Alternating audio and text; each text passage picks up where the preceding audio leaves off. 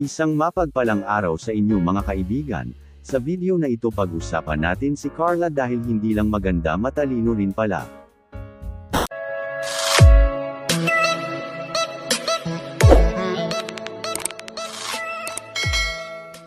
Isa sa pinagkakaguluhan at inaabangan ngayon sa Calling Up Angel ay itong si Carla dahil nga sa kanyang angking kagandahan at kabaitan ay marami ngayon ang nag-e-edolo sa kanya.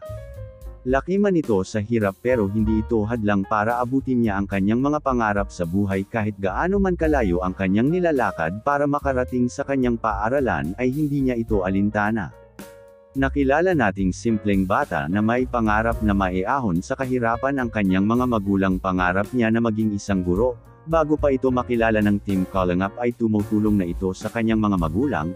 Nagbibinta ito ng puto sa umaga bago ito pumasok sa kanyang eskwelahan. Ngunit may malaking pagbabago na dumating sa kanyang buhay nang matulungan nga ito ng Team Calling Up sa pangunguna ni Kuya Rob.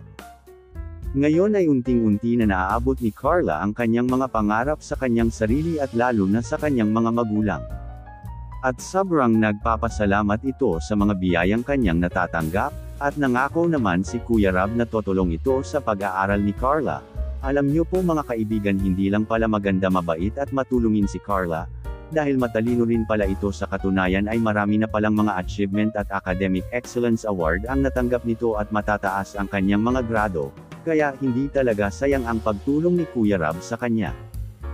At marami naman ang naniniwala na maaabot ni Carla ang kanyang pangarap na makapagtapos ng pag-aaral at maging isang ganap na guro.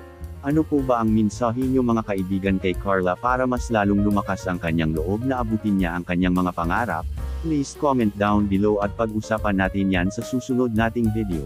Please don't forget to subscribe Calling Up Rob at Jomar Vlog at ang ama ng Calling Up Val Santos Matubang.